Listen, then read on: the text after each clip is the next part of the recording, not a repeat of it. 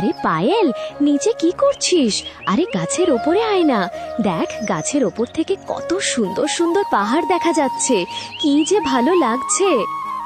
এমন সুন্দর দৃশ্য তো আর বারবার দেখা যায় না। আরে এই নীলিমা, নিচে নেমে আয়, গাছে থাকিস না। যদি পড়ে যাস তাহলে ব্যথা পাবি, নিচে নেমে আয়। না না, এখানকার দৃশ্যগুলোই আলাদা। আমি আসছি না। আরে নীলিমা, তুই আমাদের কথা শুনিস না কেন? আরে আমরা 3 বান্ধবী এখানে নদীর পাড়ে বসে মজা করতে আর গল্প করতে এসেছি, আর তুই ওখানে বাঁদরের মতো গাছে উঠেছিস। নিচে আয়। তোর কথায় আমি এখান থেকে নামছি না।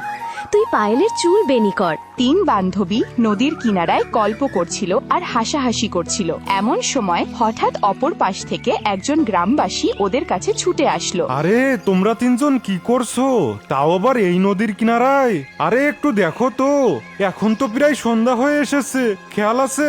তোমরা জানো না নাকি যে সূর্য ডুবে গেলে কেউ আর এই নদীর দিকে একদমই আসে না, এই গাছেও কেউ ওঠে না। এখন এভাবে কি দেখছো? চলো তোমরা 3 জন তাড়াতাড়ি ফিরে এসো। আরে চলো, তাড়াতাড়ি করো, ফিরে এসো। কি হয়েছে কাকা? চিৎকার করছো কেন? আরে আমরা তো এখানে গল্প করছি। আরে মা, এখন আমি কি বোঝাবো? তাড়াতাড়ি ফিরে এসো। সূর্য ডোবার পর কেউই আর এই নদীর কিনারায় একদমই থাকতে পারে না। তাড়াতাড়ি ফিরে এসো। আরে তোমরা তো কথাও শোনো না। আচ্ছা আমি তো চলে যাচ্ছি, তোমরাও তাড়াতাড়ি চলে যেও, তাড়াতাড়ি চলে যেও। লক্ষণ পাগলের মতো ওখান থেকে পালিয়ে গেল। আরে এই লক্ষণ কাকার আবার কি হলো? কাকা এত ভয় পেয়েছে যেন এখানে কোনো ভূত প্রেত রয়েছে। দেখ নীলিমা, কাকা যখন বলছে তাহলে নিশ্চয় কিছু আছে। চল, আমাদের এখান থেকে যেতে হবে, এখানে আর থাকা ঠিক হবে না। হ্যাঁ পায়েল, ঠিক বলেছিস তুই। চল যাই। ঠিক আছে, তোরা যখন বলছিস তাহলে চল, আমিও আসছি। তারপর নীলিমাও ধীরে ধীরে গাছ থেকে নিচে নেমে আসে আর 3 বান্ধবী ওখান থেকে চলে যেতে শুরু করে। পায়েল আর জ্যোতি একটু এগিয়ে যায় আর নীলিমা একটু সামনে এগোতেই হঠাৎ ওর পিছনে ও কারো পায়ের শব্দ শুনতে পায়। আরে এমন মনে হচ্ছে যেন কেউ আমাকে অনুসরণ করছে। নীলিমা যখনই পেছন ফিরে তাকায় তখন পেছনে কেউই ছিল না। আরে এ কি, পেছনে কেউ নেই? এ কি হচ্ছে? কি হয়েছে? কি দেখছিস? দেখ, আমরা এত দূর চলে এসেছি, তুই এখনো ওখানেই দাঁড়িয়ে আছিস। আরে পায়েল, এ তুই কি বলছিস? মনে হচ্ছে কোনো ভূত ওর পিছু নিয়েছে। দেখ, ও ভূত দেখছে। আরে তোরাও না, তোরা কি সব বলছিস? চল যাই, ভূত প্রেত বলে কিছু হয় না। চল এখন। 3 বান্ধবী হাসাহাসি করতে করতে নিজেদের বাড়ি ফিরে যায় আর নীলিমাও নিজের বাড়ি এসে ঘুমিয়ে পড়ে। আর মাঝরাত হওয়ার সাথেই নীলিমা হঠাৎ নুপুরের শব্দ শুনতে পায়। তখন নীলিমা ভয় পেয়ে উঠে বসে। কেউ তো ছিল যে আমার পিছনে দাঁড়িয়ে ছিল। কেউ আমাকে অনুসরণ করছে। কে সে? কে সে? কিন্তু আশেপাশে কাউকেই দেখা যায় না। আমার খুবই অদ্ভুত লাগছে। আমার ঘুমিয়ে পড়া উচিত। তারপর নীলিমা কোনো মতে ঘুমানোর চেষ্টা করে। এমন সময় হঠাৎ একটি সাদা ছায়া ওর শরীরের ভেতরে প্রবেশ করে। এ কি? কেউ তো আছে যে আমার শরীরে ঢুকেছে। সামনে এসো, আমাকে দেখা দিচ্ছ না কেন?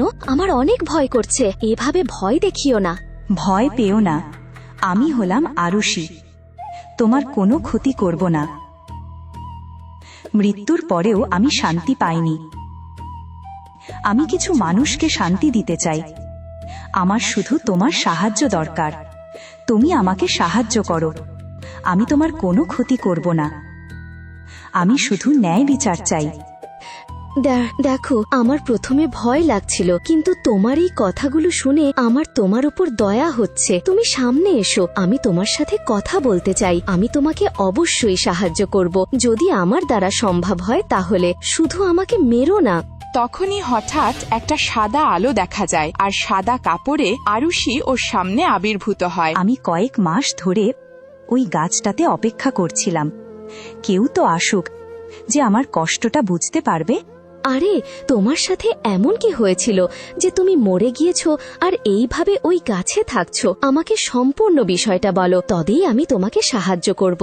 এটা হলো 7 মাস আগের কথা। আরুষির বিয়ে হয়েছে 1 মাস হয়ে গেছে। আরুষি সবসময় ভয়ে ভয়ে থাকত আর একদিন মন খারাপ করে রান্নাঘরে বসেছিল। তখনই ওর শাশুড়ি কল্যাণী ওখানে আসে। কি হয়েছে বৌমা, তোমার চোখ থেকে জল পড়ছে কেন? কিছুই না মা, ওই এমনি আমার মন কেমন করছিল। আমি বুঝতে পারছি, এটা নতুন ঘর, নতুন পরিবার, তোমার বুঝতে কিছুটা সময় লাগবে, কিন্তু এভাবে কান্না করা ঠিক না। সাহস রাখো, সব ঠিক হয়ে যাবে। আমি তো তোমার মায়ের মতোই, তাহলে তোমার আর কিসের চিন্তা? মা, আমার ভয় করে যে দিদি না জানি কখন কোন বিষয় নিয়ে রাগ করবে। আমি সব সময় চেষ্টা করি যাতে দিদি, দাদা আর রঞ্জন তিনজনকে খুশি রাখতে পারি, কিন্তু আমি কিছু না কিছু ভুল করেই ফেলি। চিন্তা করো না বৌমা, সব ঠিক হয়ে যাবে। একটু সময় দাও, ওরাও তোমাকে বুঝতে শুরু করবে। আর সব বিষয় নিয়ে এত কান্নার দরকার নেই। কল্যাণী ওখান থেকে চলে যায়। তারপর আরুষি নিজেকে সামলে নিয়ে ঘরের কাজে মন দেয়। ঠিক তখনই ওর ননদ আসে। আরে এ আরুষি, আমি বলেছিলাম না এই বাড়ির দরজায় কেউ কিছু চাইতে আসলে কিছুই দিবি না। পাশের বাড়ি যে কাকি আছে তার 3টে মেয়ে আছে। আজ শুনলাম যে তুই ওদেরকে অনেক চাল দিয়েছিস। তুই কি এখানে ধ্বংস করতে এসেছিস? এরপর যদি আর দেখি যে তুই আমার অনুমতি ছাড়া কাউকে কিছু দিয়েছিস তাহলে ভালো হবে না। আরুষি হতাশ হয়ে যায়। গরিবদের সাহায্য করার পরেও ওকে এত কিছু শুনতে হলো। আর এভাবেই দিন কেটে যায়।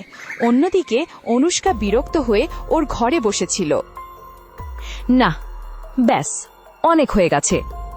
আমাকে যেভাবেই হোক এই গরিব ঘরের মেয়েকে এই বাড়ি থেকে বের করে দিতেই হবে। এখন আমি একে আর সহ্য করতে পারবো না। আরে, যদি আমি আমার পছন্দের মেয়ের সাথে আমার দেবরের বিয়ে দিয়ে দিতাম তাহলে বাড়িতে আমার রাজত্ব হতো। আমি সেই মেয়ের সাথেই দেবরের বিয়ে দিতাম যাকে আমার হাতের মুঠোয় রাখতে পারতাম। কোনো সমস্যা নেই, এখনো দেরি হয়নি। আমি একে এমন হেনস্থা করব যে এ বাড়ি থেকে পালিয়ে যাবে। তারপর অনুষ্কা বিরক্ত অবস্থায় ঘর থেকে বেরিয়ে আসে। ঠিক তখনই রঞ্জন ওখানে আসে। রঞ্জন, তোমাকে তো খুবই ক্লান্ত মনে হচ্ছে। আমাদের বাড়ির ছোট বউ কি ঠিকভাবে তোমার খেয়াল রাখে না?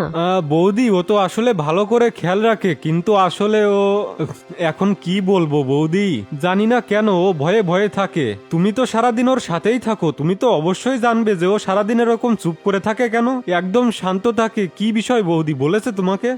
বলতে তো চায় না, কিন্তু আমার ননদ খুবই সুন্দরী, এটা তো তোমাকে মানতেই হবে। আর তোমাকে ওর খুব একটা পছন্দ হয়নি। বেচারি প্রতিদিন এই কথা বলে কেঁদে ফেলে। ওর চোখে তো সারাক্ষণই জল থাকে। কি কি বলছো? ও এরকম বলে?